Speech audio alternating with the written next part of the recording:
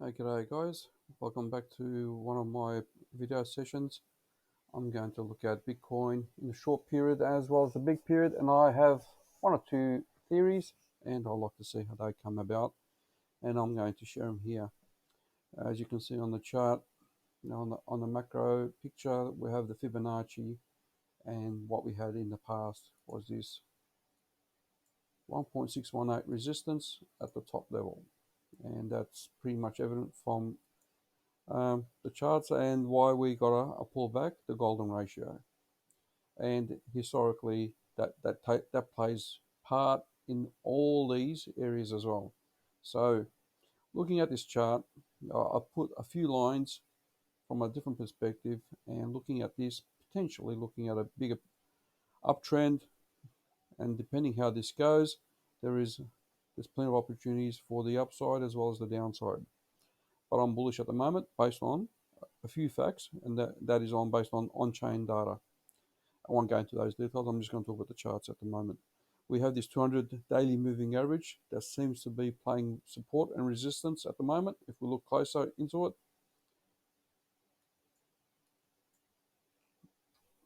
I'll get there.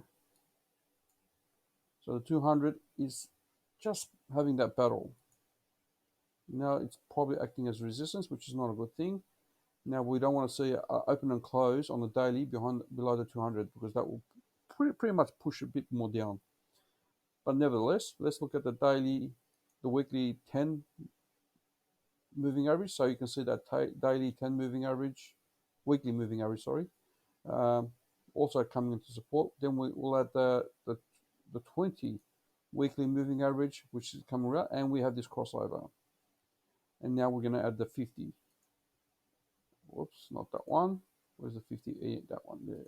There we go. So we've got the 50 moving average. So we've got the 50 crossing over the 10, the 20, and the 50 is likely to cross over the 200, which is a bullish sign. Historically, when the 50 crosses the 200, we have this uptrend. So this 50 is looking to cross the 200, and it should be a bullish sign as long as the 200 is below it. So let's see how that turns out. But in all fact, it might not turn out the way it's going to be exactly. But in a week's time, we need to look at the weekly chart to make a decision. But at this point, I'm still bullish. I have a theory, and I play these fractals. I do believe it's going to be something like that, where the 50, the 49 to 50k is going to be resistance in the short term. So this yellow line, it's going to be a resistance, and based on these bars, we're going to come back down, and then eventually break up and hit the top. So that's one fractal I have at the moment. I do see this fib level holding on. So if you look on the bigger picture, this 1.414 is currently acting as support, along with the 10 and 20 weekly moving average. So there's a lot of confluences for that to stay. We'll get closer. As we get closer on the 4 hour, we'll have a look. So there we got the Fibonacci level, key level, that also played a lot in the past over here. It was acting roughly like resistance and then support. So this is a key level that needs to hold, and those wicks are being tested, and I don't think it will go below it. And this is an accumulation period. So we have a whole bunch of factors that are playing this role. Now going back to the bigger picture, I have a few scenarios, so let me play them out. This fractal here. So I do see that happening in the short term, and this might be. So I just pretty much grab this, and it might not be that formation, but it will hit that line and find resistance.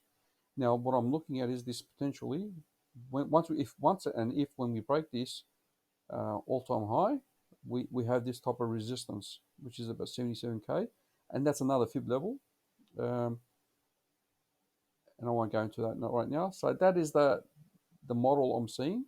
If it comes down lower, then I'll see the 32K being, where is it, about 32K, this range potentially being the bottom being tested, but this level here as well, the 42, about 40, 38 to 40. So if this was to drop, it will drop around here and potentially test this before going up. That's the bearish perspective. I don't think that's going to happen, but it's possible. So it just goes down sideways, finds a balance, and then finds support here, and then back up. So that is probably, and then we have some type of wedge, very similar to this, and then up. So this could be an area where you can go long. But I don't think it's going to come down that far. I think this area is got a lot of reasons to be bullish. Irrespective, if this was to happen, this is the area that I'll look for entry. Now, looking at the bigger picture, in the past we had a blow off top for the end of the bull run, and I have this last component that is possible with that idea. So if this was to happen, then we'll find this as a strong support, and then we have this parabolic run and a blow off top before it comes down.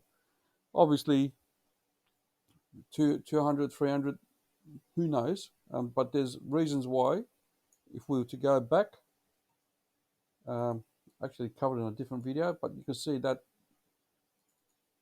level there. If I was to add the 2.414 and the 2.272, any one of those could be our target. So if I was to just bring that down a bit, something like that, I think the 272 is a good one. It did happen in the 2017. This one here.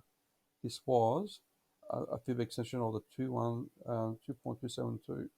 So if we do that, yeah, along those lines. So from top to swing high to swing low, this parabolic run.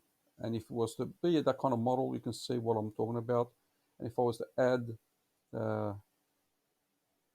this chain, it might just not be there. So it might just be further down. Who knows? This model could change. But anyway, that's what I have at the moment. A lot of bullishness in there. Who knows where that's going to be? But it can potentially be right there within this fib channel. Okay, so let me just turn those off. Now let's look at the closer chart. So let's get in close. What I have, and I'm going to delete a bunch of this. What I have in the short time period, I'm going to put it on the 1 hour, and it looks like a reversal pattern to me. So we've got this boarding wedge, and I don't know where these lines came from, but anyway. So we've got this boarding wedge, and it fits the fib fan as well.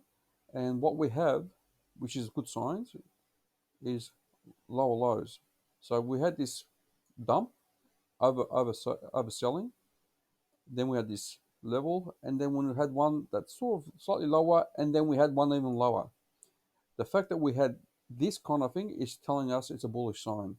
So what happens is it's an exhaustion of selling, and there might be one more spill. If it went lower, even better, but I don't think it's going to do that. I think it will be somewhere around here, slightly higher, maybe even here. So we might have one more spill, and then up it goes. Otherwise, we can see this grinding, something like that. So it is an accumulation area, and it's the prawning wedge, which is a reversal pattern of some sort. And we had that similar structure prior to the big drop. Here was a broadening wedge as well. We had it seems to be, so we had this broadening wedge in a way. And if you look at here on a bigger picture, you can see similarly, we have the dump, we have a few lows, one lower. This would have been better if it was lower, but it didn't. So it actually found support on the trend line. and that's why we went up. So on a smaller scale, this is doing something similar with a big dump. There is that slight chance that this can dump further, but I don't see that happening based on this behavior. And based on these moving averages, I think this is just a grind and a support. That's all I got for now. If you have any comments, you agree, disagree, it's good to have that discussion. Please give me a like and a share, and also come and join my channel under my signature, and I do share tips and charts from time to time, and be part of the community. I appreciate your viewing this, and if you're charitable and you benefit, give me a donation as well. Thank you very much.